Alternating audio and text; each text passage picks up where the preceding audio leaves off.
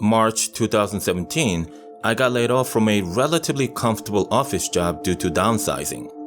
They say the unemployment rate at the time was around 5%, but that's a big load of crap.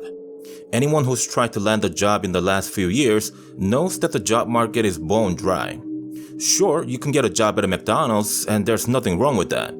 You get paid for honest work and that's respectable in my book. However, I didn't borrow $30,000 of student loan just so I could flip burgers at a fast food joint.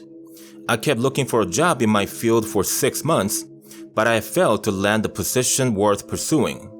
By that point, I had to accept the fact that any job would do as long as I could pay the bills. After 8 months of search, I had 2 job offers to choose from. One was a basic data entry job in a medium-sized wholesale company. The yearly salary calculated to about $32,000, a far cry from what I used to make in the old job. The other offer was actually a janitor position, but as crazy as it may sound, they offered almost twice the money the data entry job was offering. The yearly salary calculated to about $59,000. However, it came with some peculiar requirements. First, you need a bachelor's degree, which I couldn't really understand. Why would you need a college degree to work as a janitor? Second, you have to work on site for an entire year, meaning you work and live at your job. You do get 3 weeks of vacation and you can use them on 2 separate occasions during the contract year. Third, you have to oblige to psychological evaluation. This is to ensure that you have the mental capacity to live in isolation for an extended period of time. I was told during the interview that the facility I'll be working in is in the middle of a desert. There's literally nothing that hints of civilization for hundreds of miles. The last clause is the much dreaded non-disclosure agreement. Once I take the job, I can't say anything about it to anyone. I really didn't like that. But here's the thing, I was up to my eyeballs in debt and I needed the money. The next credit card payment was coming up in 2 weeks. It was a minimum payment of $202, but I only had $117 in my bank account. I had to take the job. I passed the psychological evaluation, signed the non-disclosure agreement, and was off to the desert facility 3 days later. They flew me in on a helicopter and the landscape from above looked breathtaking. I was even more mesmerized when I saw the facility. The scale of the building was incredible.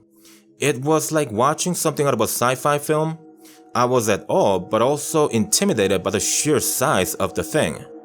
To think of the shape and layout of the building, imagine 3 layers of concentric circles as a building.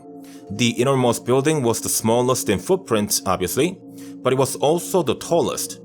It had no windows of any kind, with only 2 doors leading in and out of the building. Security was extremely tight. The middle layer building served as the main science area. I think that's the best way to put it. That's basically where all the scientists did their work.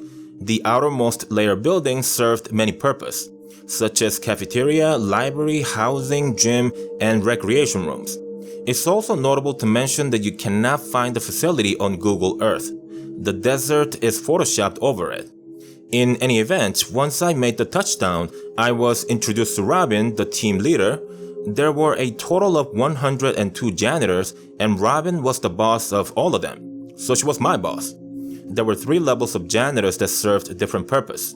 Level 1 took care of the innermost building, the most secure area of the facility.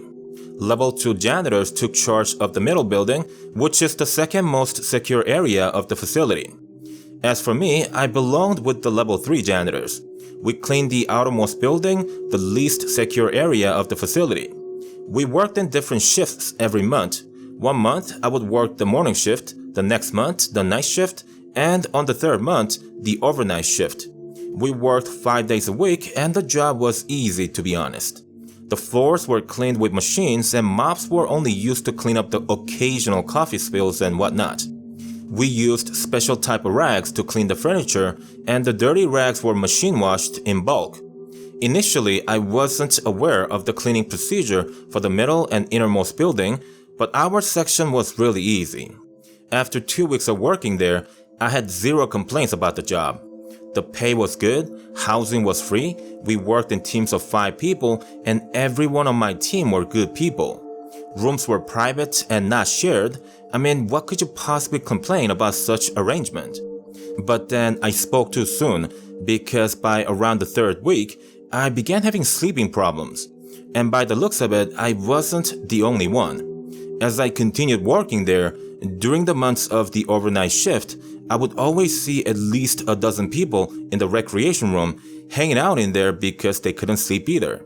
I thought at first to be because of the constant change of shift from morning to night to overnight, but it was soon apparent the reason for the sleepless nights was a bit more perplexing than that. We were all seeing things. For instance, when we closed our eyes, there was no darkness anymore. So at first, I saw streaks of lights comprised of different colors flying everywhere. It was as if when I closed my eyes, a really beautiful firework happened in my brain. Yes, beautiful, but a terrible sight to behold when you are trying to fall asleep. After a couple of days, I began to see the lights even during daytime. It was spontaneous and didn't last long.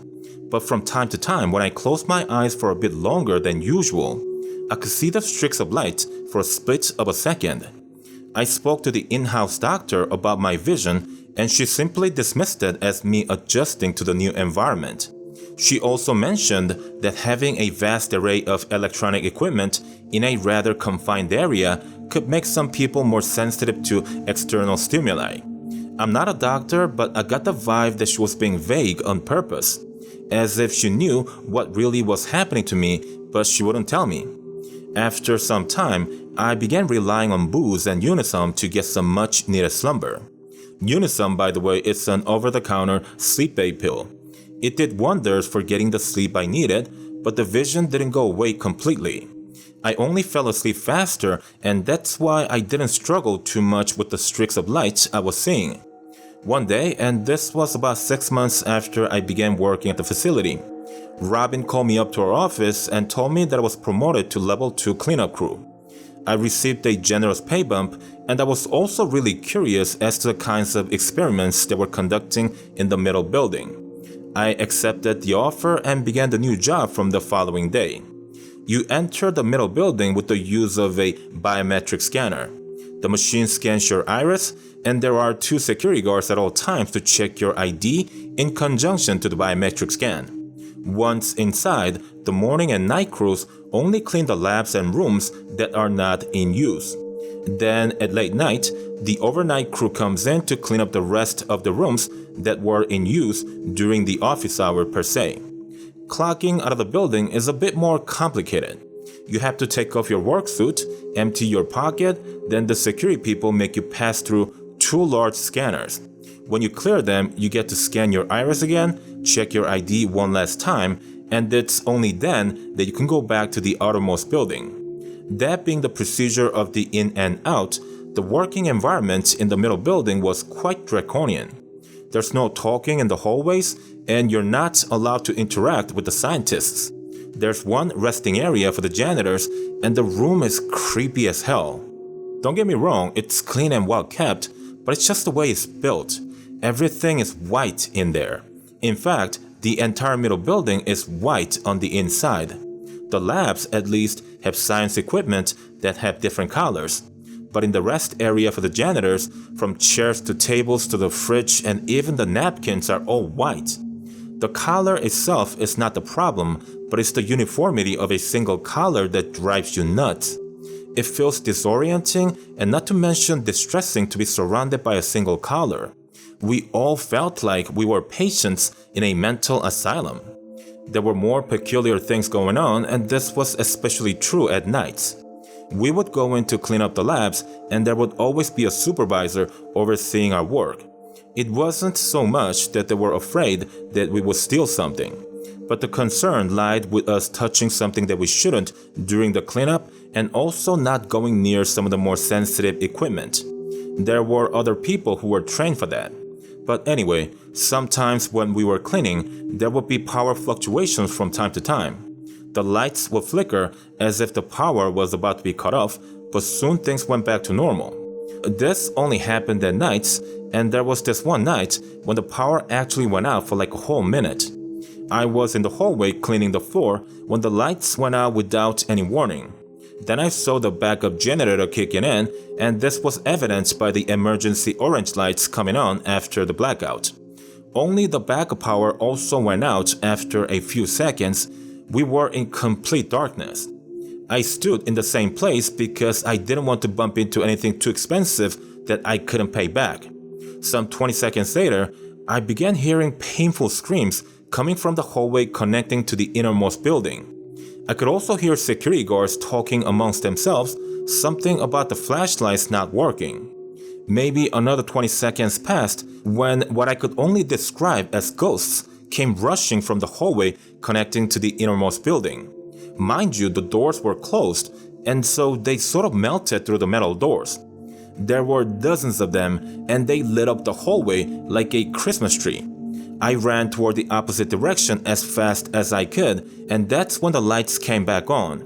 Then right after, the ghost-looking energy beings seemed almost as if they were being sucked back into the innermost building by some sort of force that I couldn't see with my own eyes, but something was definitely pulling them back in. The security guards came to get us after that, and each of the cleanup crew were placed in separate rooms, locked and without being given any answers to what we had witnessed in the middle building. A woman whom I had never seen before came to interview me, and I later found out that among the 5 cleanup crews present during the blackout, I was the only one allowed to stay after the interview. The rest were taken off-site right away, and I didn't even get to say goodbye to them. I don't know what was different about my interview that led me to stay and continue working for them, but I must have said something right for that to happen.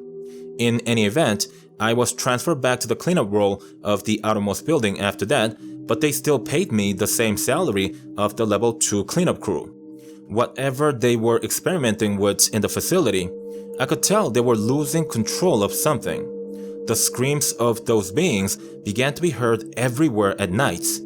The cleanup people began to quit left and right, and we couldn't fill the positions fast enough. Work became harder, people began to argue a lot, and by that point, the facility really felt like a giant mental asylum.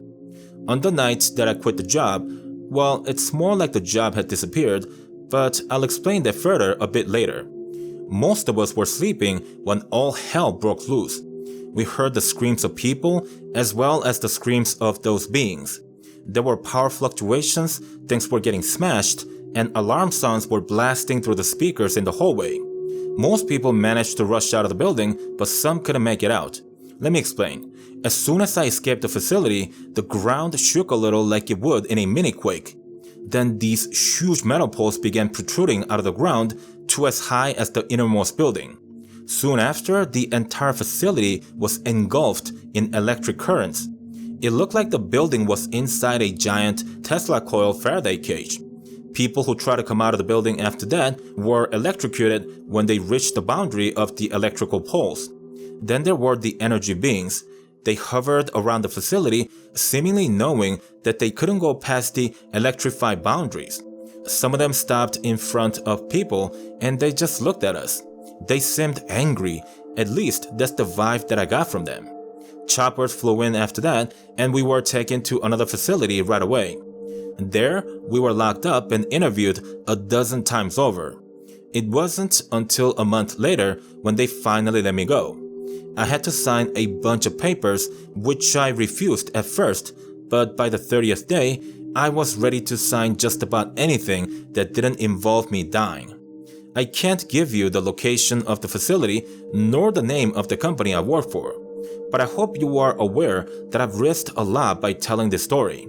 I wanted to get the word out because there's a corporation out there that's doing something really wrong. I think it's something truly evil, and that something will affect all of us at some point in the future. I don't know what they have done. Do they have alien beings trapped in there? Have they opened the gate to hell? Because it sure looked like it to me. I don't believe they can contain those beings forever. The innermost building must have had multiple fail-safe measures, but I was there when all of them failed. For all you know, it's only a matter of time before the energy beings escape the facility, and then what? I heard the screams of people getting massacred. I didn't see it with my own eyes, but you really didn't have to understand that something horrible was happening to them. I don't know what you can possibly do to ready yourself against such creatures. But be ready. Just be ready for anything. If I'm right, the beings will escape at some point. And when that happens, we might as well have built a bridge to hell. Enjoy every day like it's your last day. Take care of the things you meant to fix but never made time for them. Best of luck to you, and may God be with you.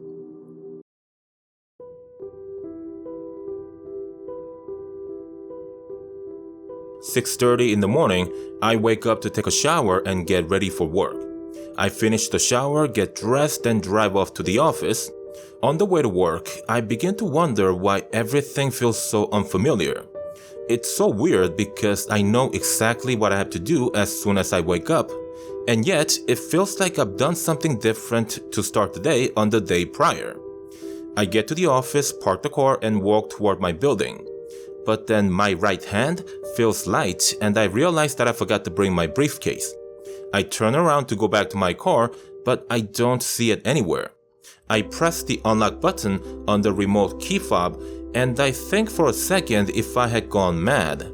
You see, I drive a black Nissan Maxima, but the car that just lit up is a blue Maxima. I go up to the car and sort of look around because I'm thinking it isn't my car. But oddly enough, I see my briefcase in the car, right on the passenger seat just as I had left it. I open the door, then open the briefcase, and sure enough, it's mine. It's another one of those moments that makes me doubt my own reality. I go into my building and walk toward the office. Right before getting on the elevator, I see a woman that I recognize. I swear to God, I made love to that woman at some point in my life. But I just can't seem to remember when and how it happened. I look at her, show her a little smile, but she doesn't see me even though I'm walking right past her. This woman doesn't know me. The rest of the day goes without a hitch, and by 7 in the evening, I'm back at home making dinner. I open the fridge and it's kinda empty. I hadn't gone shopping for about 5 days. In the fridge, I see broccoli, butter, eggs, jalapeno, meat, and not much else. I close the fridge and go to the sink to wash my hands. With my clean hands, I go back to the fridge to take out the broccoli, jalapeno, and meat, but when I open the fridge, I see that it's fully stocked. I just saw the damn thing to be close to empty, so where did all the grocery come from? First, it's the car, and now the fridge. I must be losing my mind. At any rate, I make a healthy meal thanks to the fully stocked fridge, take a shower, and then hit the sack.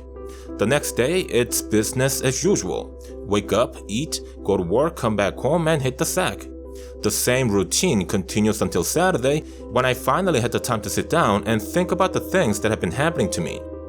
It was around 2 in the afternoon, and this was right after I was done cleaning the house. I made a cup of coffee and sat down on the couch with a note in my hand. I began jotting down the things that had happened to me throughout the week. At first, I couldn't really concentrate, but once the thoughts began forming in my head, I began writing down every little detail with obsession. I felt tired after about 5 minutes, and I wanted a sip of coffee. I reached out to grab the cup without looking, then suddenly pulled back because the cup should still be hot. I switched my attention from the note to the cup, and that's when I realized it was getting dark outside. I thought to myself, is it about to rain? And then I saw the time, it was 6 in the evening. I couldn't believe what I was seeing. 4 hours had passed, but here I am thinking that it's only been 5 minutes since I sat down. So then I picked up my note and began to scan the things I had written. To my bewilderment, I had only written half a page, and the contents of the writing, well, they were a set of items I had to purchase on Amazon. This wasn't the end of the strange experiences. Rather, I think it's only getting started. I drove to work the other day when all of a sudden I couldn't remember where I had to go or was headed to. I just sat there in traffic trying to remember where I was, why I was on the road, and how I ended up in a car that wasn't mine. It took a good 5 minutes for the memories to come back, and it was the most freakish glitch in the Matrix moment I had so far. Just imagine for a minute nearly all the information in your brain getting flushed down the toilet and you not being able to remember almost anything about yourself. It is a terrifying thing to experience. This has been my life over the past 6 weeks, and today I'm truly starting to doubt my existence in this world. I feel like I'm just a piece of code in a giant computer that's either been infected by a malicious virus or maybe my code has somehow been corrupted. It's almost as if this unfamiliarity that I feel about my current life is due to my mind still retaining some of the memories from my previous life. And if that's the case, then that also means that every person in this world are reprogrammed as needed and as often as necessary. You can call me crazy all you want, but I'll rebut that notion by asking one simple question. How do you know the memories in your brain are of your own? Really, just think about it.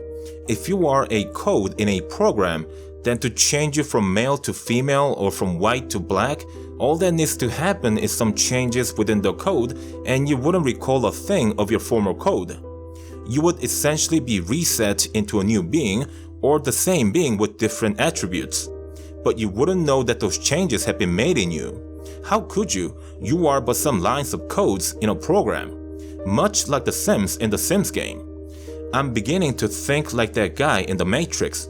The character Cypher, the guy who wishes to go back into the Matrix as a rich and powerful man, he'd rather be happy in the Matrix than to be miserable in the real world.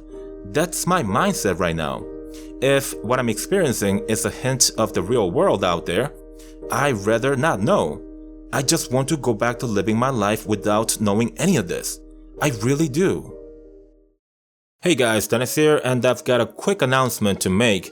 I just wanted to tell you guys to hit that bell icon if you haven't already. The subbox delivery of new videos and even the notification system is really not working right on YouTube right now. Well, it's been a while. This isn't just me complaining about it, it's happening across the board, to big YouTubers to smaller creators. So if you like the contents that I make and you want to be kept up to date to all of my videos, then I suggest you hit that bell icon and maybe even follow me on Twitter or Facebook. The links are in the description. And that's it. Thanks for watching. I'll see you on the next one. Goodbye for now.